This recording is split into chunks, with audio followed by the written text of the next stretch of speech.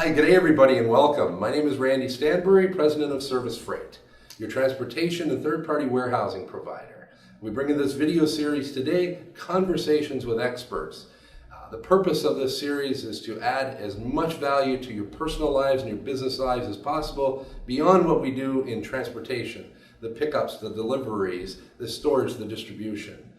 Our purpose here is to bring impact to your lives, as every one of these experts have impacted my lives greatly in one way or another. I wish you nothing but success, happiness, and fulfillment in everything you do. Please enjoy. Thank you.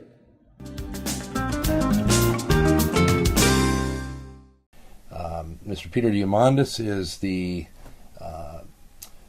best-selling author of his latest book, Abundance, along with being the chairman and CEO of the X Prize, which we'll talk about a little bit further, and of course Singularity University. He is a co-founder of that as well.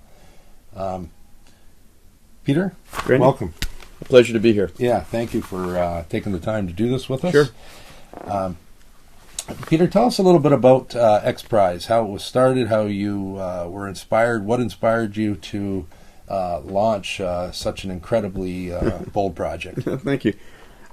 Well, we each have a dream. We each have sort of the big, bold ambitions, and some of us we keep it secret. Some of us talk about it out loud. Some of us make it our lives. And my dream since my childhood was always spaceflight. And Awesome. I grew up sort of inspired by Apollo and Star Trek. And what's that kid from the Bronx gonna become an astronaut and all that? And I went and got a 6-pack of degrees from a bunch of universities, all with the goal of going to space.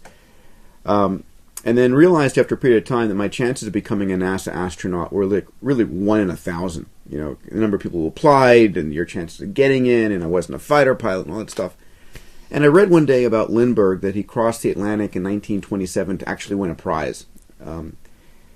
And I started studying these kinds of incentive prizes where you have an ambitious goal, like in this case, first person to fly New York to Paris, which was an impossible feat.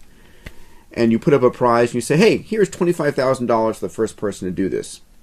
And that $25,000 offered in 1919 drove 9 different teams to spend $400,000 to try and make that trip. And Lindbergh was the most unlikely guy to do it. But yet, because you only pay the winner, this $25,000 prize was won by Lindbergh when he made his flight from Roosevelt Field in New York to Le Bourget in France, and changed the world.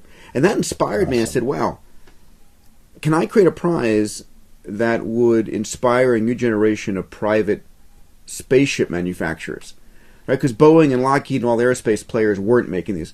And I ended up coming up with the idea of creating a $10 million prize. $10 million was the purse for the first person who could build a spaceship that would take you and me and a pilot up into space, land, and then to prove it was reusable, do that flight again. It's 1996. I'm in St. Louis at the time. I went there because Lindbergh got his money there. I soft-circled $500,000. It was getting harder to raise that kind of money, and I said, I'm going to take a big chance. And I went up on stage under the arch in St. Louis and announced this $10 million prize without having the $10 million. And you know the story. Which I love. It's Awesome. I took a big risk, and because doing anything bold in the world is risky. It's difficult. At some point, if it was easy, it would have been done already, and if it's safe, you're not probably the guy who's going to end up doing it. So I put up a $10 million prize. Conceptually, I had on stage with me 20 astronauts. I had the head of NASA, head of FAA standing there with me. They liked the vision of this. I wasn't lying about it. If anybody asked me, I'd say I didn't have the $10 million, but no one asked me, and so I had front page news around the world. Long story short, we ended up having 26 teams around the world from 7 countries enter this competition. It took me 5.5 years ultimately to find the person who's going to put up the money. All the likely guys, from Fred Smith, the head of FedEx, to Richard Branson, to 150 CEOs and CMOs I ventured to and asked, said no. They all were scared about the risk of people killing themselves. They were scared about, can anyone do this? Would it be a black eye on our brand? finally a family, the Ansari family, serial entrepreneurs themselves, had just built their last billion-dollar company, put up the $10 million. And it was won in 2004 by a fellow Burt Rutan in Mojave Desert, who built a private spaceship, beautiful spaceship called Spaceship One. It's now hanging in the Air and Space Museum right above the Apollo 11 capsule and next to the Spirit of St. Louis airplane that inspired it in the first place. It was a crazy story, and I guarantee you, I had people telling me it was impossible all the way till the end. Amazing that you're able to pull that off, and then the boldness to go out and really put your balls on the line to make that happen is so inspiring to me. Thank you, Randy. And so today, the X Prize. Well, first of all, the flight happened. The flight happened. It kicked off a brand new industry. Richard Branson came in and bought the rights to the winning technology. And now there's, hundreds, thousands of people who put deposits down. And we've launched a private spaceflight industry, a new, $1 billion industry out of that competition. And at the end of that, I said, wow, these prizes really work. And was able to recruit support to build the X Prize Foundation, the organization I run. And people interested, xprize.org is the website. We brought in an amazing group of trustees. I was able to get the CEO of Google, Larry Page, who's become a friend and a backer, James Cameron, the producer, Elon Musk, a number of great entrepreneurs to really join and help us create a vision of where we're going. And Virgin Galactic is really what's come out. Yeah, Richard Branson's company for flying people into space. Now for $200,000 you can buy a ticket to go into space. Awesome. Yeah. Frankly, from your vision, from your just determination to make that happen. Thank you, Randy. Through those years. Thank you.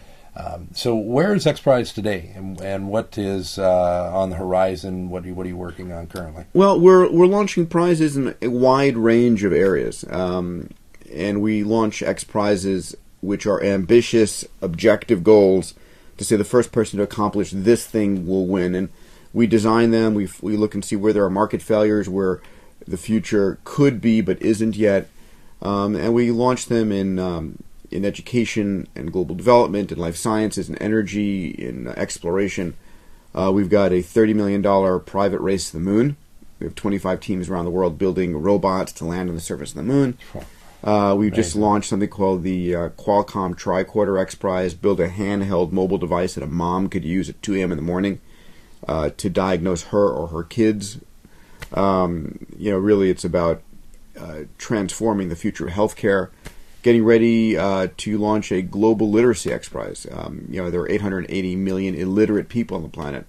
How do we create the technology that would allow kids to rapidly learn to read and write anywhere on the planet, in a fashion that doesn't require us to build schools and teach teachers? Can we use technology to really create a wave of literacy around the planet? So these are some of the areas that we're working in X Prize. Amazing. Awesome stuff. Thank you.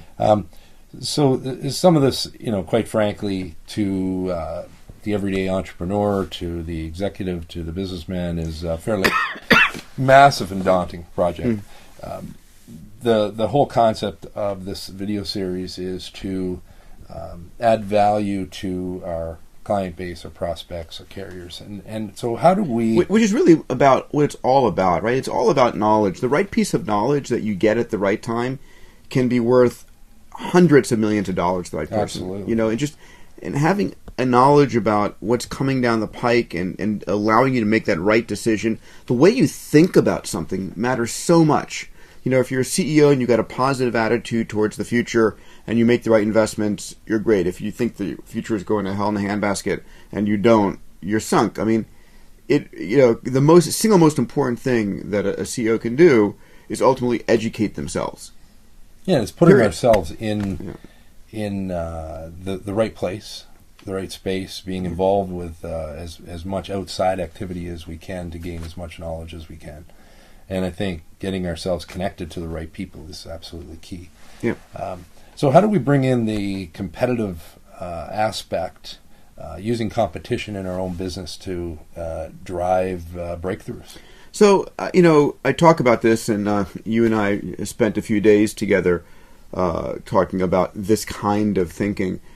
And you can. I mean, companies can use competitions inside. It can be among their customers, among their employees, among their community. So you have to decide, first of all, what is your goal, right? What is the area you want? Do you want, to make your fleets more efficient if you're in the trucking business? Do you want to understand your customers' buying behavior if you're sort of in a distribution business? What's your goal that you want? If you're clear about what you're measuring, and you can set an objective goal, you can basically say, listen, the first person to achieve this goal wins. And I, talk about in my book Abundance, I talk about something called the 5-5-5 strategy, which is, imagine you might have 100 employees or 500 employees, and you say, listen, form into groups of 5 employees, and you get 5 weeks and $500 to try a bunch of experiments.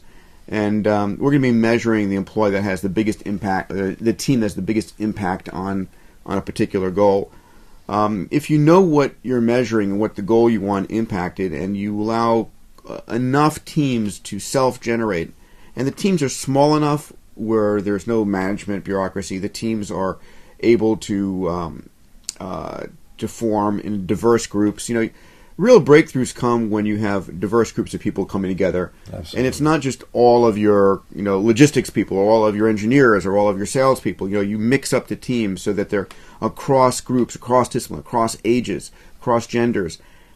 Because innovation is really where you mix up the thinking and come up with something new.